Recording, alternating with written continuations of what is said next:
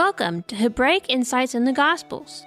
Join us every Sabbath on Zion Road Radio for a look at the life, deeds, and words of Yeshua Messiah and his followers from the Torah-centric Hebraic perspective they were originally lived and written in. Stand at the crossroads and look. Ask for the ancient paths. Ask where the good way is, and walk in it, and you find rest for your souls. You find rest for your souls. Oh, you find rest for your souls when you walk in his way. Today's program is on Luke chapter 12, verse 35 through verse 59. Please get out your Bible and follow along. What wedding is the master returning from in the parable of the servants? How does this parable tie in with end times prophecy? Who is the faithful and wise steward over the house? When it comes to serving Messiah, what's the difference between a faithful servant and an unfaithful servant? And how can we be ready for these last days? Stay tuned throughout today's program for Eliyahu ben David's insight on these questions and more in Luke chapter 12, verse 35 through verse 59. And now, here's Eliyahu. Stand at the crossroads and look. Ask for the ancient paths. Ask where the good way is, and walk in it. It's great to be with you once again. We're continuing to look at Luke chapter 12, and we really have a very weighty portion of Scripture. And the truth is, it's aimed at us. It's aimed at the people living here in these final days. And for a theme, I've chosen simply be ready, because that's what these verses are really all about. If you were on the ocean and you had that giant wave coming up behind your little boat, chances are you would want to do whatever you could to be ready. However, I'm kind of thinking that if you hadn't already done things to be ready, that whatever you might do at that moment might not be very helpful. Perhaps if you had thought about the fact something like this could happen, you would have life preservers on board.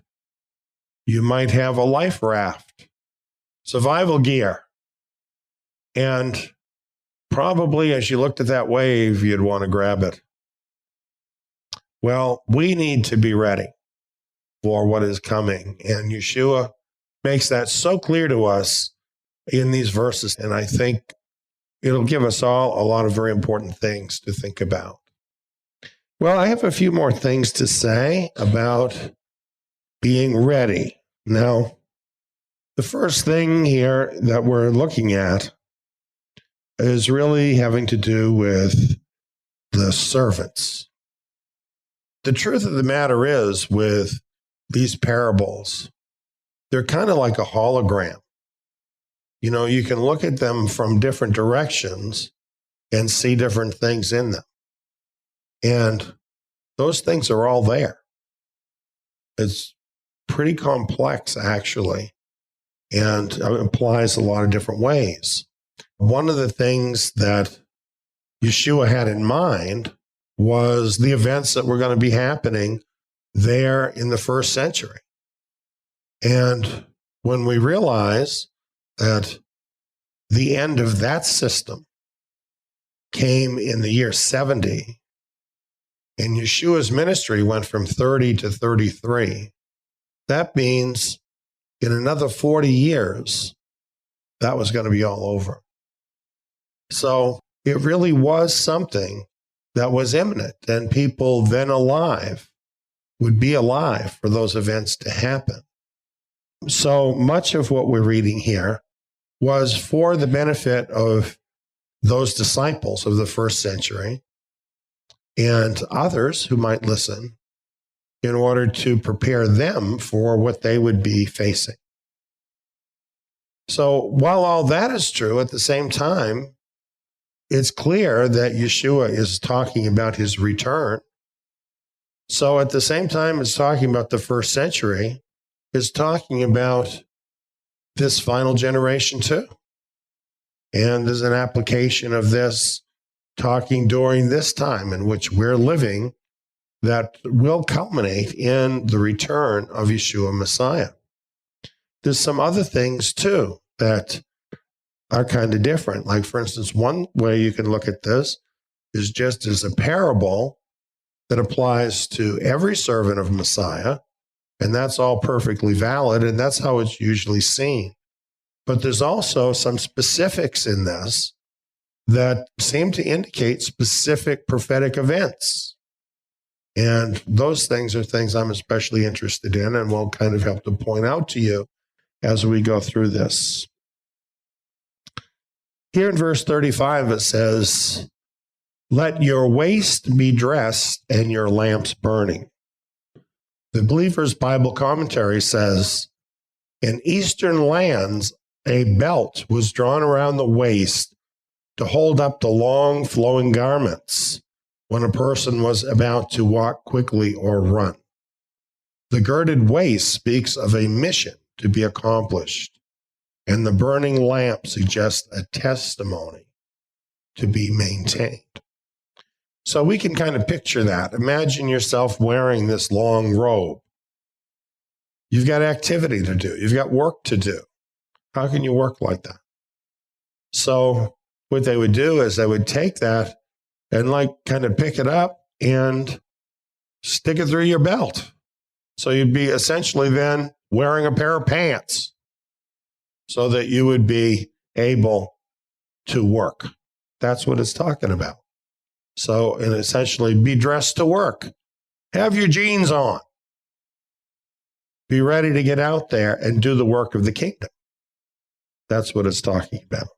And your lamps burning. Well, the book of Revelation shows the lamps to be our testimony in the world. Yeshua said, "You're the light of the world." So that means being out there living it, right? Letting your light shine in the world. And this is how we're ready. Doing these things, working for the kingdom and letting our light shine. And of course, that means that we are allowing his spirit to flow through us. We are being changed more and more into his image, and we are doing his will in the world. So that's not too hard to understand. And really, that kind of goes along with the rest of what he has to say. It goes on here and it says, "Be like men watching for their master when he returns from the marriage feast, that when he comes and knocks, they may immediately open to him." Well, this is kind of interesting because, in a lot of his parables, he talks about being the bridegroom returning for the wedding. That's not what he's talking about here. So it's a little confusing. He's still talking about a wedding, a marriage feast. He's not saying that he is the bridegroom, but he's returning from the marriage feast. And when he comes and knocks, his servants are to be ready to open to him. Now, this is very interesting, I think, prophetically, because while the marriage of the Lamb happens at his return, this isn't talking about that. So what marriage feast happens before the return of Messiah that he could be returning from at his coming? Is there any such marriage? Well, when you look in the commentaries, They tell you, well, this just doesn't mean anything. This marriage just doesn't mean anything. I've never seen Yeshua say anything that doesn't mean anything. Have you? I think it's just because, frankly, the Christian world has been so ignorant of the prophecies that they don't know there's another wedding that happens before Messiah comes. And that's the wedding he's talking about. This is the marriage of the remnant of the 12 tribes of Israel to Yahweh that occurs at the second Exodus. You know about that wedding? It's very interesting here. We have a quote from Flavius Josephus in the first century. And this is what he says. Wherefore there are but 2 tribes in Asia and Europe subject to the Romans, while the 10 tribes are beyond the Euphrates till now and are an immense multitude and not to be estimated by numbers.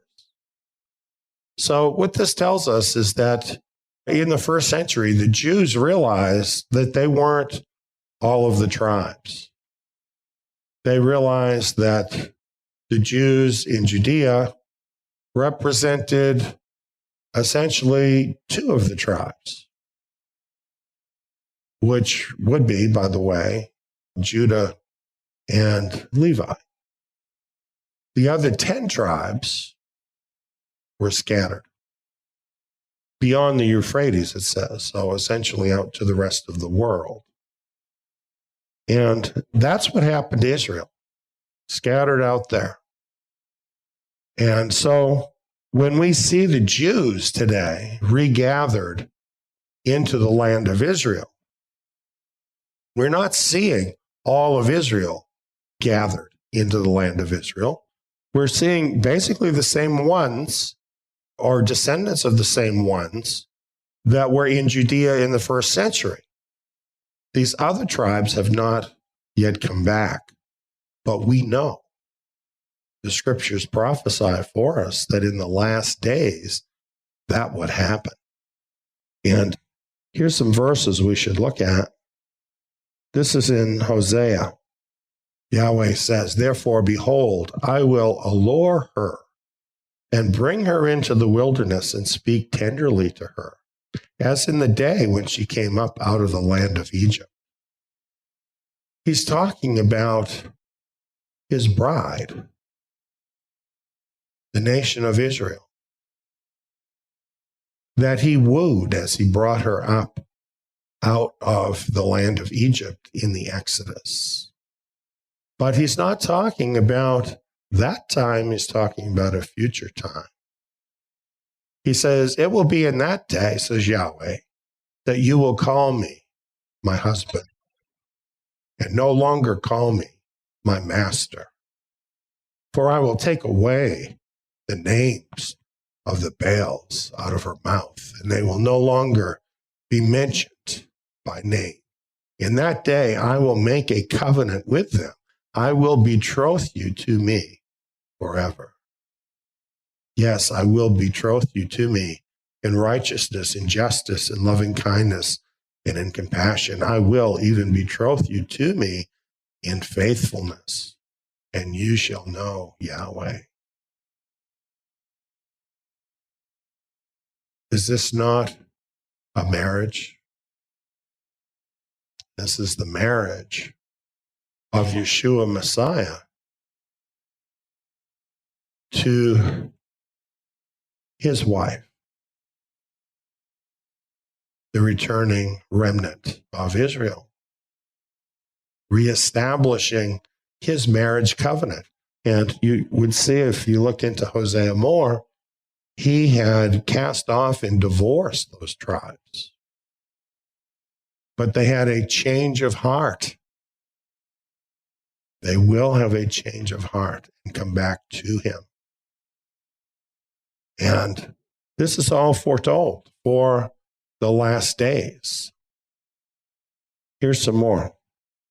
This is from Isaiah 62, and he's speaking again to the remnant nation. You shall no more be termed forsaken, neither shall your land anymore be termed desolate, but you should be called Hephzibah, and your land Beulah, which means married. For Yahweh delights in you, and your land shall be married. For as a young man marries a virgin, so your sons shall marry you. And as the bridegroom rejoices over the bride, so your Elohim will rejoice over you. So there's a lot of ways here in which marriage is in view for the returning nation of Israel in the last days. And none of this is referring to Yeshua returning for his bride at the end. This is what happens before that.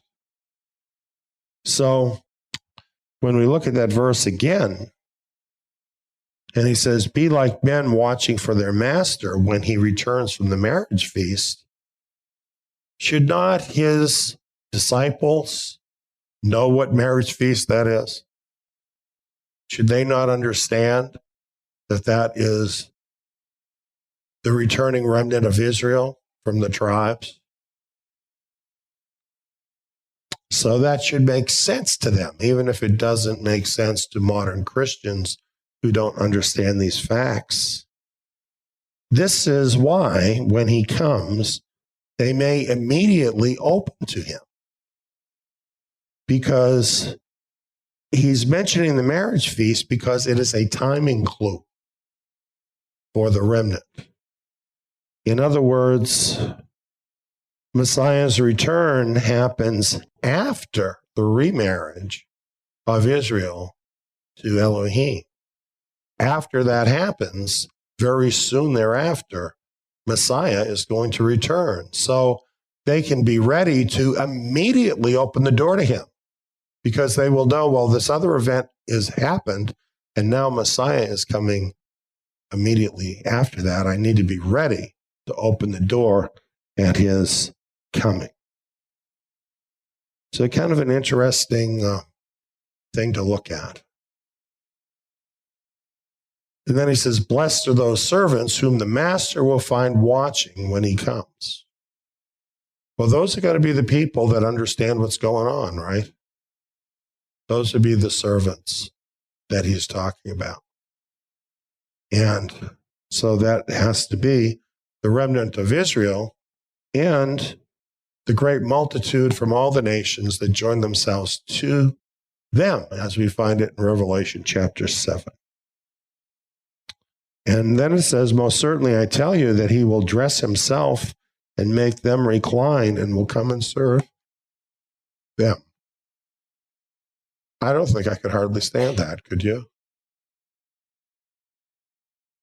Can you imagine that? They will be blessed if he comes in the second or third watch and finds them so, the darkness of the night. It will be the darkest this world has ever been when he returns. And yet they will be ready. Then we have these verses. But know this, that if the master of the house had known in what hour the thief was coming, he would have watched and not allowed his house to be broken into. Therefore, be ready also. So what exactly is Yeshua saying here? He's saying that the master of the house needs to know the hour. Isn't he saying that? The master of the household needs to know the hour so he can be ready for the thief. And then he says to his servants, therefore be ready also. Isn't he saying you need to know the time? The true servants will know the time. And then he says, for the Son of Man is coming in an hour that you don't expect him. In other words, he's not saying you as my servants are not going to know the hour. He's saying it's an hour that will be unexpected. People wouldn't think he's going to come at this time, and yet he is going to come at this time. That's what he's saying. But this was sufficiently confusing to Peter that Peter said, hey, wait a minute, Lord, are you talking to us or are you talking to them? He kind of lost his way a little bit. He wasn't sure whether Messiah was still talking to the believers or whether he was talking to the general population that wouldn't know.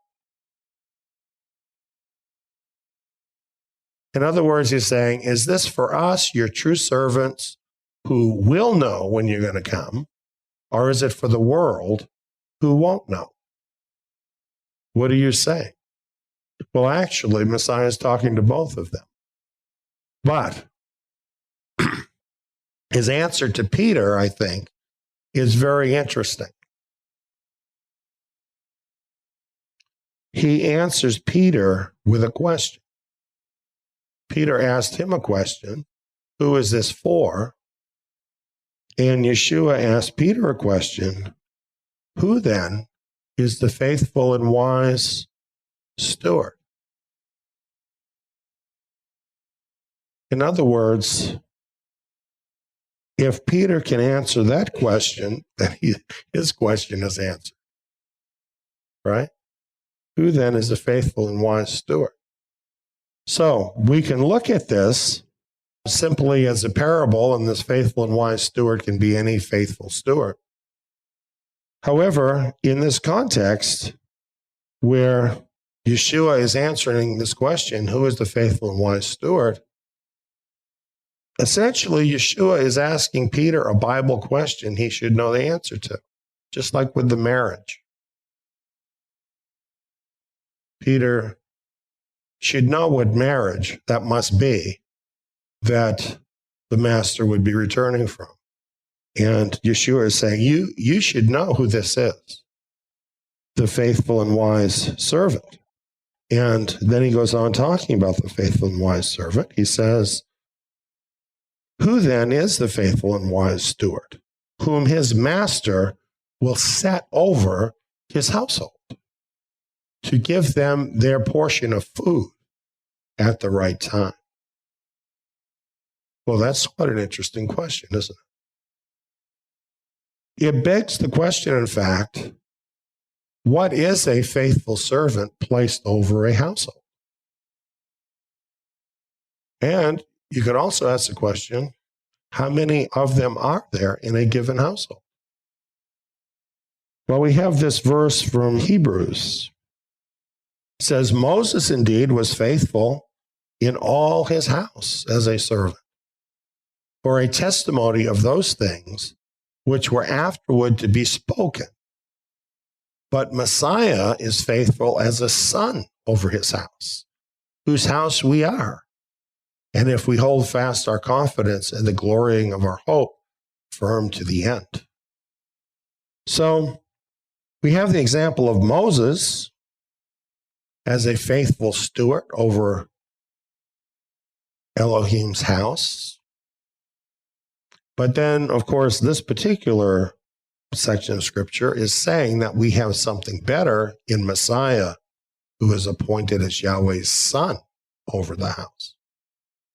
However, if he's the son, in the context of these parables, is he not the master of the house? And as the master of the house, can he not do exactly what it says here? Set a faithful and wise steward over his household. his right-hand man to do what? To do what?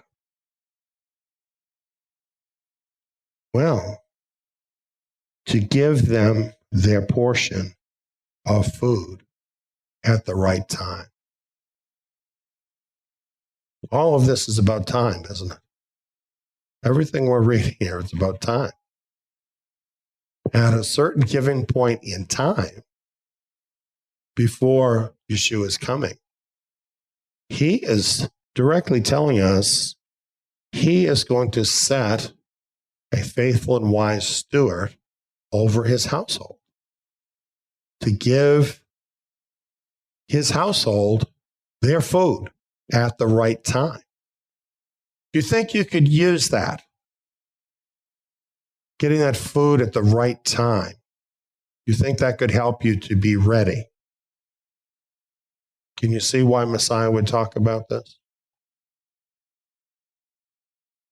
You know, this is talking about something hugely different than the situation that most all believers today are used to. In the example that we find in Hebrews, we have Moses over the household of Yahweh. And we had centralized leadership over the whole nation. And through Moses, Yahweh expanded that, established judges, established elders throughout his nation, and set everything into order. And that's what made it possible for the nation to leave Egypt at all.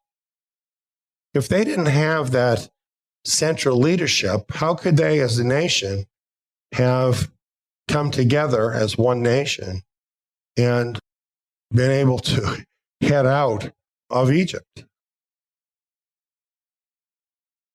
We're talking about national leadership. This is not shocking. Every nation today has a leader. Name one. Name one nation. They all have a leader. They all have a government. They all have an order of how they do things in their nation. So if we're going to have this wedding of the returning remnant of Israel, does there not need to be a new kind of government that hasn't existed over the people of God in a long time? It's so easy just to read right over this when Yeshua is saying that he's going to set over his household a faithful and wise steward to give out their portions of food at the right time. He is talking about government, isn't he?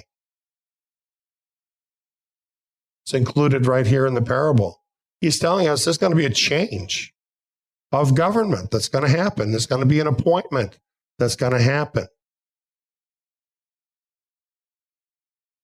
The nation's going to be organized. You're not going to have to worry. You're not out there all by yourself because this food at the right time is going to come to you. That's what he's saying. That is such a radical idea that people can read right through this and not even actually hear what this verse is actually saying. Now, this is not actually radical if we think in terms of the first century, because remember, this applies to the first century too.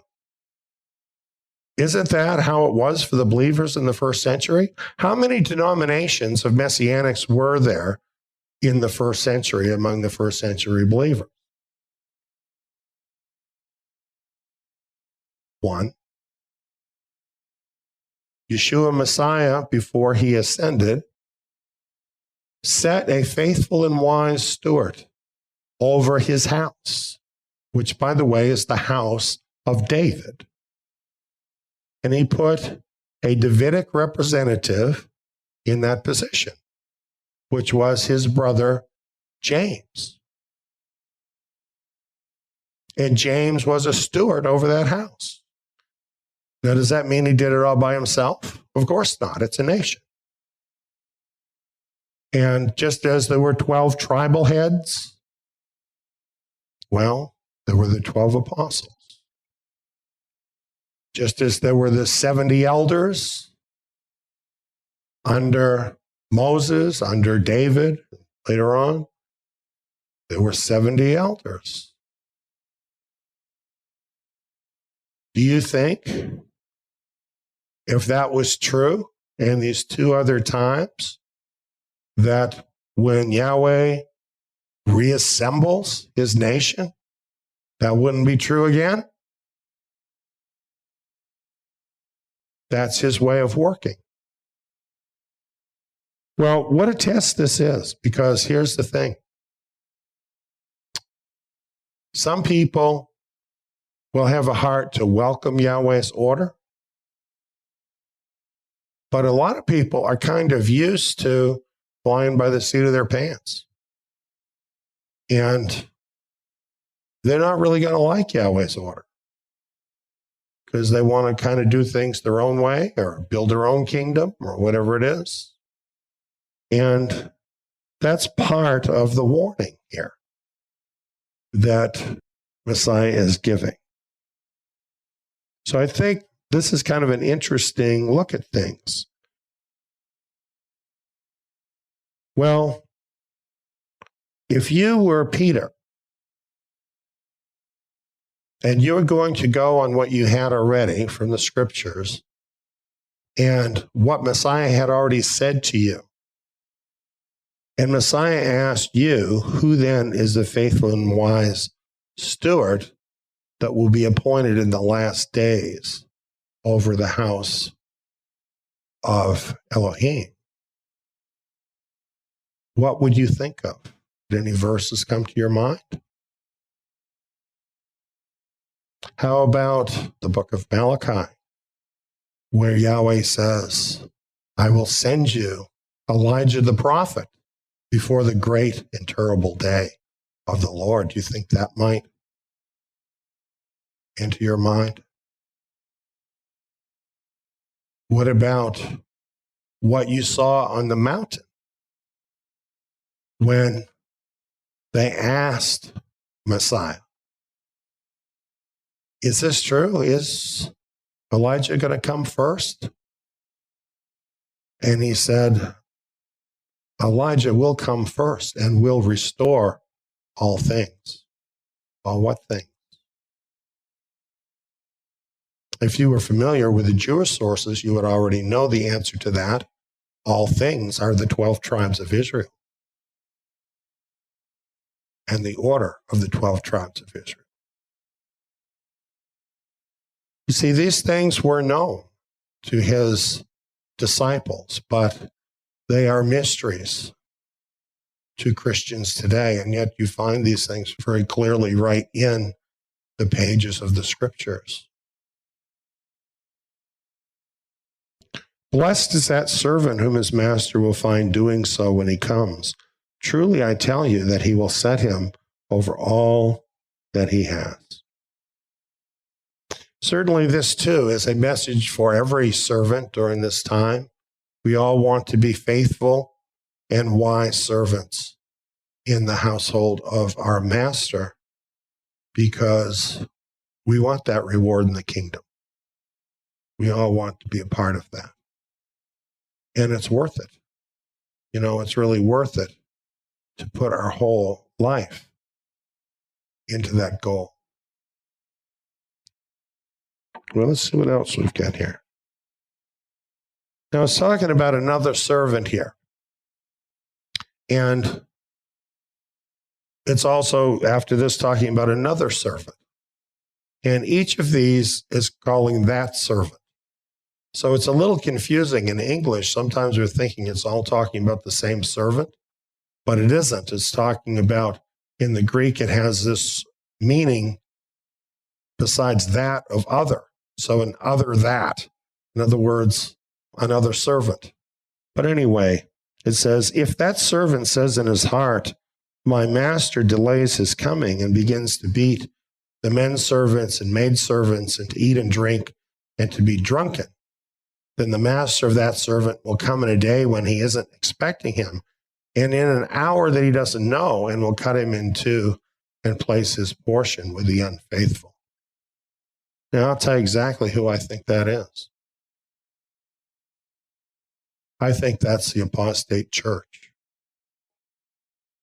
That's who I think that is. You know, they had set certain dates for the master to return, and he didn't. The error was theirs, not his, because they have misinterpreted the scripture. But nevertheless, he has not returned, and time has been moving on. And we are seeing the apostasy in the church deepen more and more. And we're seeing more and more spiritual abuse, such as these verses talk about. And in the end, it's not really going to be a good thing. Because what they're expecting to have happen isn't going to happen. There will be no pre-tribulation rapture. So, you know, all their timing cues are wrong. They're not going to understand the times, the people that stick with that. And unfortunately, it's going to lead to a result where they are exposed as not being the faithful servant, with all the results that we can expect to come to that. And how could we expect anything else from the church? There's some wonderful people still in the Christian church, and we love those people. The time will come when they will have the opportunity, if they haven't done it already, to come out of the church. They will be invited to. They will see great signs and miracles that should encourage them to come forward. And so by the time these events happen, every person in the church will have an opportunity to see what the truth is and respond. But many will not, because many are not a part of the church because of any love for Messiah, but for other reasons. A lot of them because they enjoy abusing their position and what they get out of that. So this is just a fact. So it's very interesting to see how Messiah could see ahead and see that this very situation would be in evidence. And the scriptures, of course, tell us very much about this apostasy that we see happening. It's pretty amazing. Now we have another that servant who knew his master's will and didn't prepare nor do what he wanted, will be beaten with many stripes. This, I think, in some way for our group, and I don't just mean here, I mean all of the remnant believers, this is probably the scariest part of all of this, because it's talking about those who knew the master's will, people who understood the truth for these final days, yet didn't prepare, didn't do what he wanted. Why would anybody do that? Why would you come to know what the truth is and then just decide to go your own way and not prepare, not do what Messiah wants? Very simple. You've got your own agenda. You've got things you want. And that's more important to you. You know, we've had people who have investigated this truth about the last days and all of these prophecies and have come to believe it and told us they've come to believe it. And then, you know, would some of them say to us, in view of the shortness of the time, I have things I want to get done before my life is over here. I've always wanted to have such and such a house. I've always wanted to have such and such a marriage mate. I've always wanted to do this, want to do that. I need to go and do those things.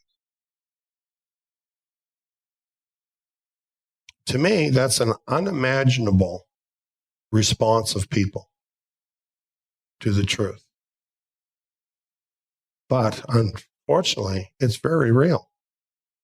A lot of people are really like this. They want to do their own will rather than his will. You know, right now is when Yahweh's people need the help, right? This is when we need people to come and join with us and put their shoulder to the plow with the rest of us. And yet we have these people like I'm talking about, and for them, they say, well, this has got to be party time for me, and I'll come in later after I do all the stuff that I want to do. I'm thinking that plan probably isn't going to work out about later. Just saying.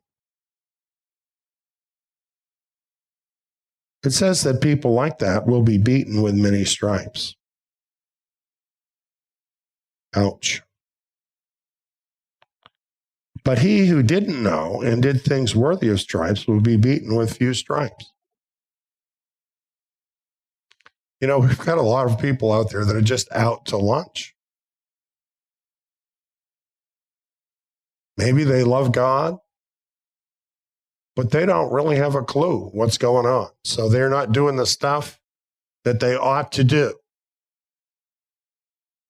They're not going to have as heavy a judgment as those people who know what the truth is, know what needs to be done, and won't do it. That's what Messiah is telling us. To whomever much is given, of him will much be required, and to whom much was entrusted, of him more will be asked. Now, there's more than one way to react to this. One way to react to this is, well, if much is given to me, and that means much will be required of me, then don't give it to me. That's what some people would say. They'd rather not have the responsibility. But is that really how we should think about the things that the Master wants to give to us?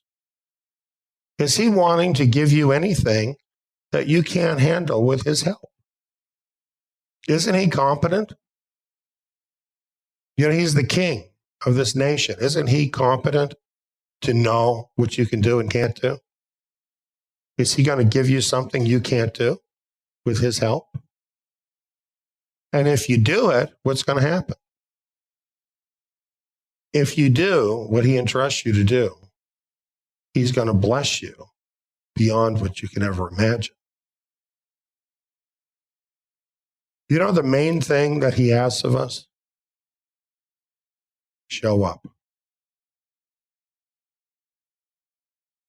If you show up, he'll show up and do his part.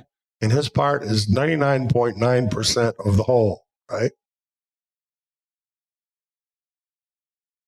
This is my little secret of what I do. I determined to do one thing.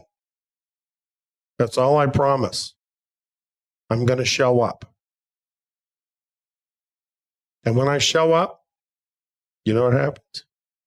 He shows up.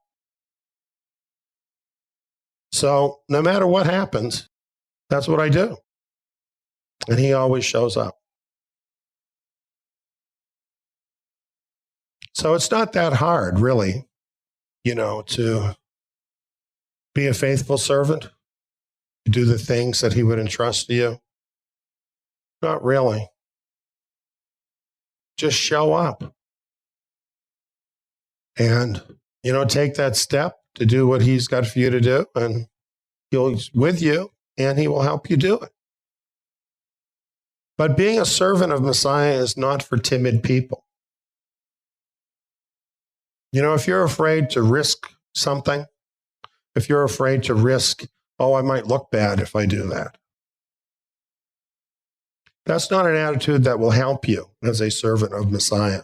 You've got to be a person who's willing to risk something. You've got to be a person who's willing to take that step, to show up, to see what he's going to do when you take that step. And, when you do that, it is amazing what you can see him do. It is absolutely amazing what you can see him do.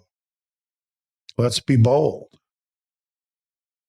Let's be bold. Let's take those steps and see our Father work. Division. Do you think division is a last days issue? It has been an issue for believers in every age.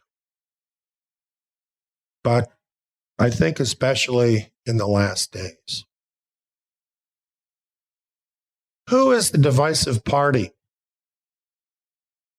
Is it the believer or is it the other folks? Well, let's say you've been going to Christmas with all of your family for the last 25 years. And Yahweh brings you to a place where you realize this is really based on a pagan holiday.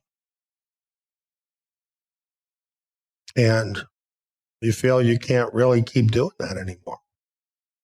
So you call up your family members and you say, you know what? I'm not going to be coming to Christmas this year. But I'm thinking of visiting at a different time, such and such a time. I hope everybody's well, yada, yada, yada. Are you the source of division? If your family loves you, should they not honor your decision? Why is that so hard? Yet, what happens for many people in that situation is everybody starts jumping on the believer, right? Oh, you're such a fanatic. You're a part of a cult. You're this, you're that, you're the other thing. What is really the source of the division? They don't like the truth. This is why division has to happen, doesn't it? Because a lot of people, unfortunately, people we love, are resistant to the truth for personal reasons. And they don't want to make it their fault, so it's got to be your fault. Does that put pressure on you? It does. Most of us love our family. We love our friends. That kind of personal pressure can be very powerful. And yet, what is at stake here in these last days? Don't you think there's a reason why this is mentioned here, talking about these last days circumstances? There's a place of safety being prepared for the remnant in these last days. And it's going to come to them as a result of the remnant exodus that is a few years away. On that day, there's a lot of people that will be thinking about whether or not they're going to heed the call and to come along in the second exodus. I can tell you right now that there will be many who will not come because someone in their family is refusing to go. And they just can't leave such and such a person. When should we think about this? When that happens? When should we think about the question, who is the most important person to me in this universe? Oh, it's my dog Spot. It's my Aunt Bertha. Something to think about. And then, of course, we have the signs. The people knew the signs in the sky of the weather. They didn't have an app. So they looked up at the sky and they could tell from the sky what was going to happen with the weather. And Yeshua said, you know how to interpret the appearance of the earth and sky, but how is it that you don't interpret this time? Can you imagine these people who are watching Messiah? There's a great multitude there. They've seen him cast out demons. They've seen him heal the sick, so many different things, even raise the dead. They don't get it that Messiah is here? What about the signs of the times today? Do you see the signs of the times? To me, the signs of the times are screaming at me. Absolutely screaming at me. The volume is so high, like every day, there's just so much happening that are fulfilling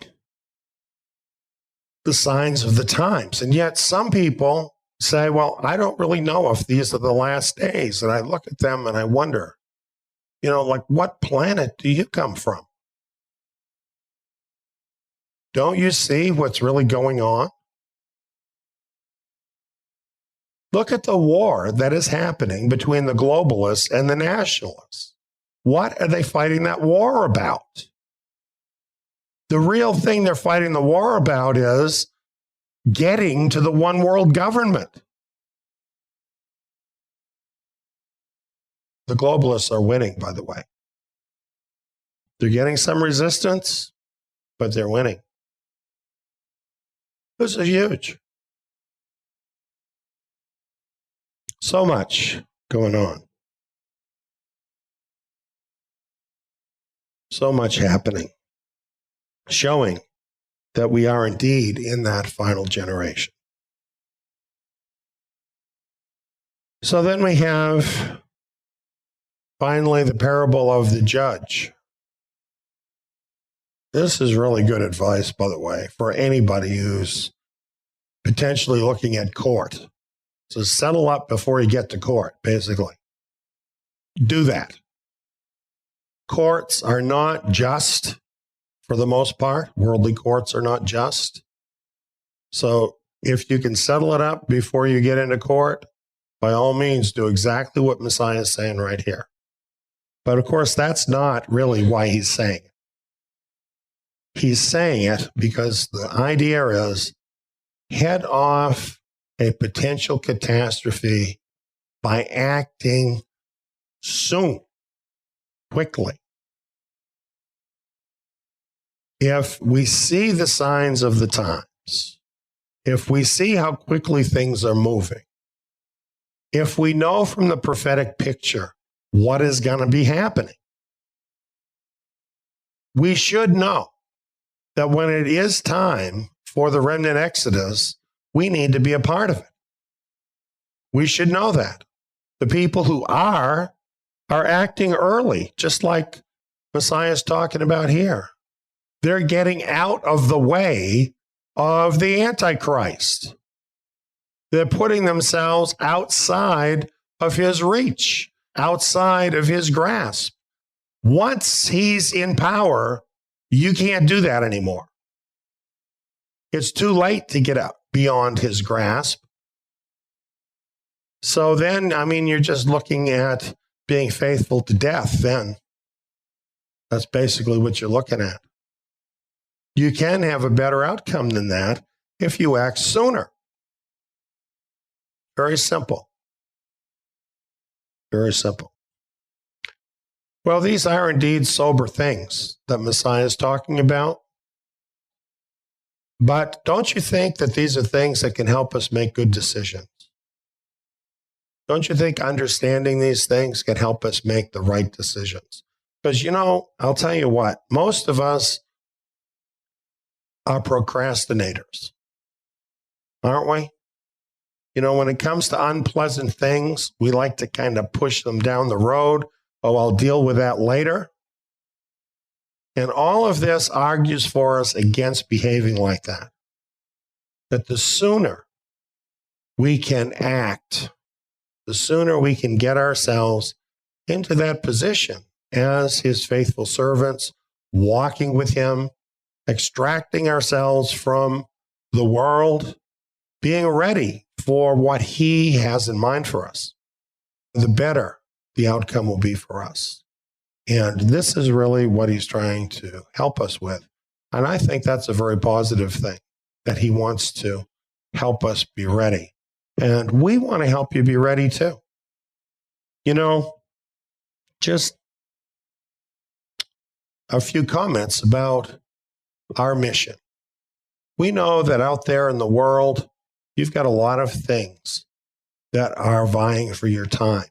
We understand that's difficult, dealing with work, taking care of your family, all of the things that you have to deal with. And yet, week by week, we have our action points. We publish them in our newsletter. We also have them on our website where we're saying, do this little list of things. And over the course of a week, it might take you a few hours to listen to each of those things or to do each of those things, perhaps to do the Torah quizzes.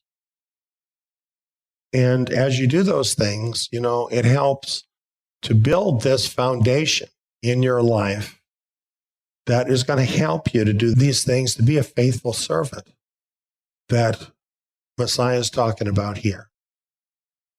And I just want to thank all of you who are diligent about doing those things, because you're doing what is good.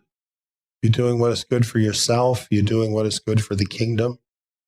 And I know some are having a harder time with doing those things, in many cases for very legitimate reasons.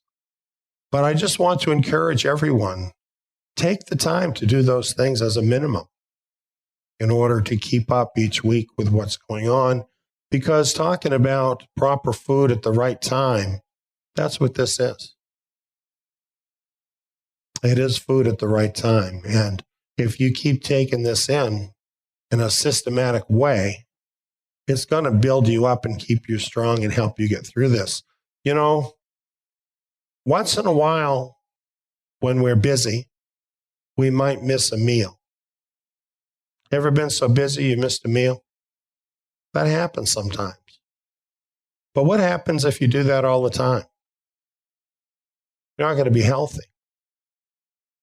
So, we have these meals for you on a regular basis. Show up and take them in, okay? Because it will bless your life.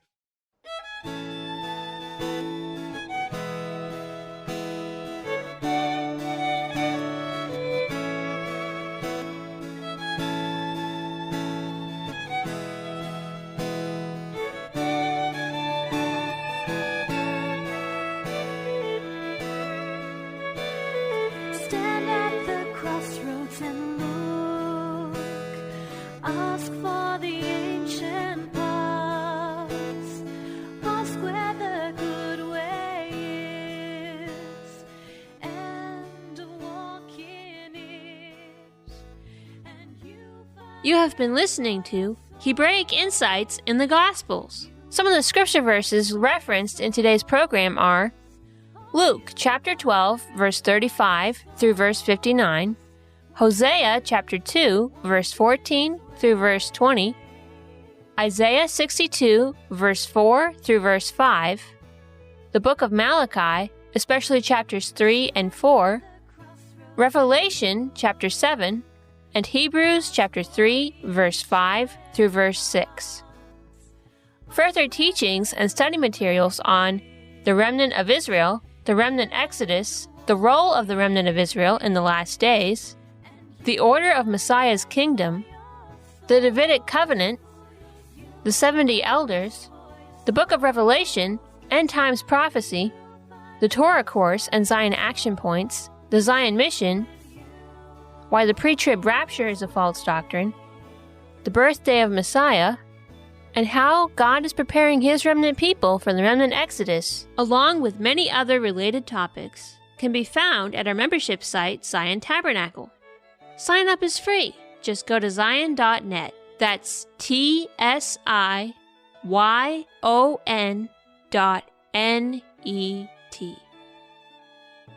New programs on the Gospels will be airing every Sabbath on Zion Road Radio. Tune in next Shabbat to learn more from Hebraic insights in the Gospels. Shabbat Shalom!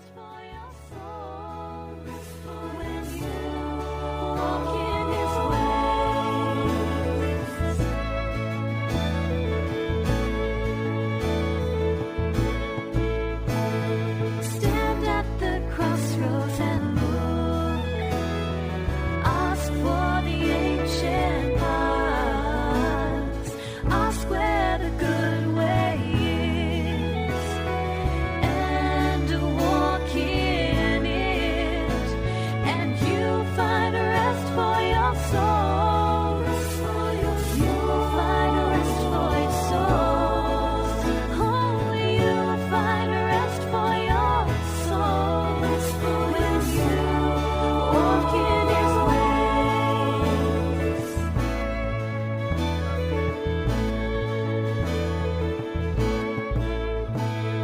Stand at the crossroads and look. Ask for the ancient paths. Shall be clear. The whole earth is waiting for your The restoration of the remnant of Israel is one of the most undertaught, neglected, and unknown major events in Bible prophecy.